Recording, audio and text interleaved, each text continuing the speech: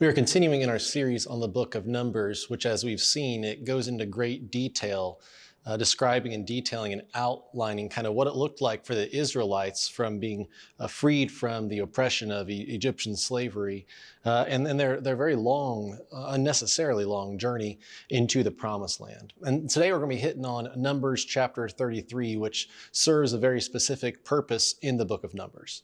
If you have your Bibles and you flip to Numbers chapter 33, you're going to see a title that's something similar to this. It says, Remembering Israel's Journey. They've gotten to this point where they can now kind of look back and consider this journey that they've been on.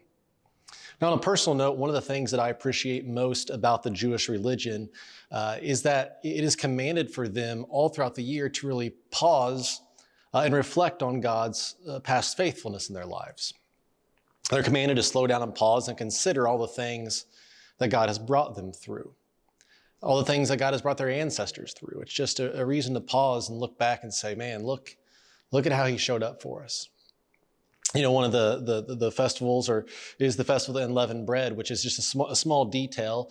But they're even trying to remember, you know, whenever they were freed from Egypt, it happened so fast that they didn't even have time for the yeast to do the work in the bread and actually cause the bread to rise. And so they celebrate that, the Feast of the Unleavened Bread.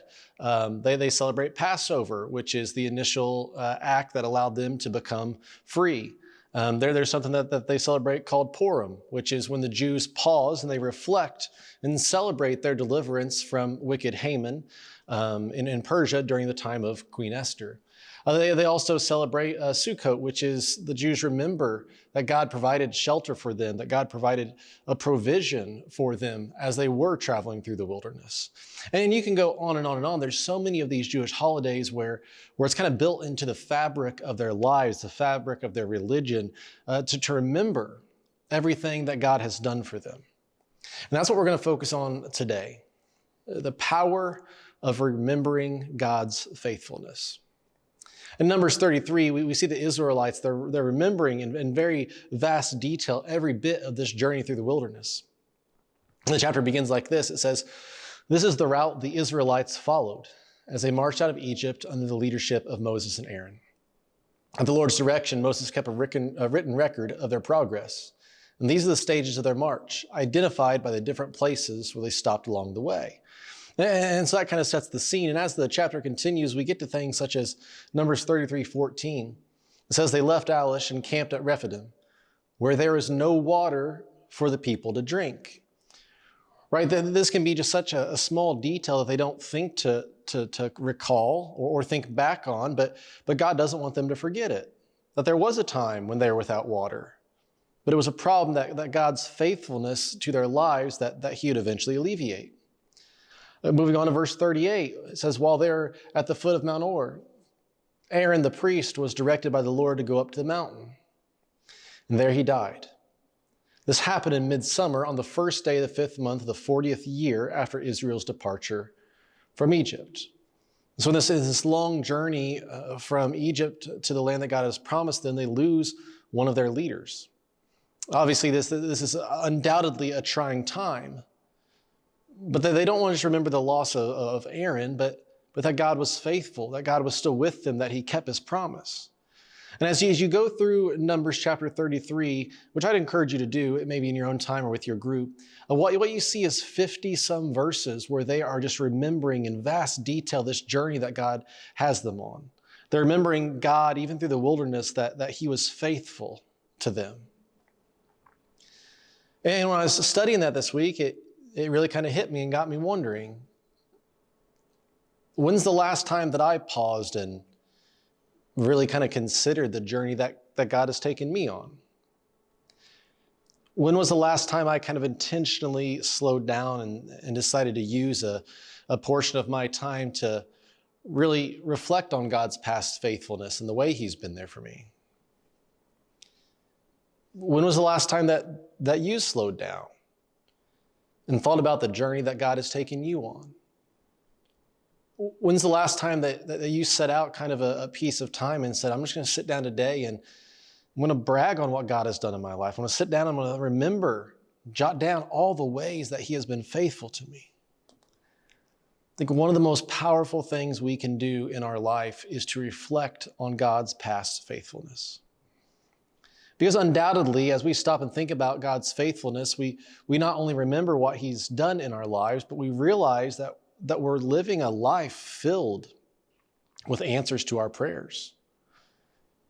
As we slow down and we think about God's past faithfulness, it's things we can kind of easily forget unless we're intentional about remembering it. But when we do choose to remember it, we realize we're living a life that just boasts God's faithfulness. As we stop and we consider the journey that God has taken us on, we see battles that he has won in our lives. We see blessings that he's brought into our life, right? Maybe it's through spouses or children or grandchildren, things we've prayed for, valleys we've begged him to pull us up out of, and he did. He was faithful. He pulled us out of it.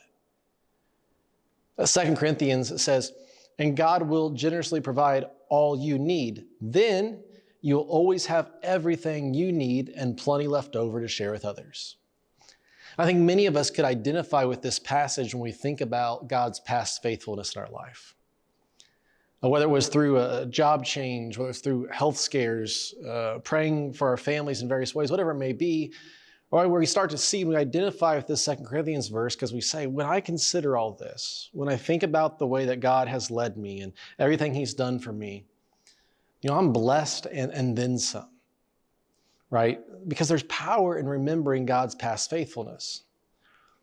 And for others of us, we may be experiencing a valley right now. We may be experiencing this kind of low in our life that we feel like we're never going to get out of. We're begging God to pull us out of it. We're in the midst of this storm and we're tired of it. It's exhausting. We feel like it's never going to pass, that the skies are never going to clear in our life. Some of us are going through these circumstances right now, and we wonder if God's forgotten about us. Because life can certainly feel that way. And unfortunately, living in a fallen world really does mean that not only have we gone through valleys, but we will go through valleys. Yeah, we've went through some storms, but we know that there's some storms on the horizon that we're going to go through in our life. But higher than the valleys and higher than the storms is this power of remembering God's faithfulness. I think this idea of remembering God's faithfulness, it's wonderfully executed in Psalm 77. In Psalm 77, like a lot of the Psalms, it really identifies with our hearts. So the Psalms are just filled with so much raw emotion. And in Psalm 77, it's written at the start kind of like a pleaful prayer, kind of a, why, God? Why? One of those deep, heartfelt moments from the valley of a believer who wonders if God has forgotten about them. So look at this psalm, which was originally written as a song, begins. It says, I cry out to God, yes, I shout. Oh, that God would listen to me. When I was in deep trouble, I searched for the Lord. All night long, I prayed with hands lifted towards heaven, but my soul was not comforted. I think of God and I moan, overwhelmed with longing for his help. You don't let me sleep. I'm too distressed even to pray.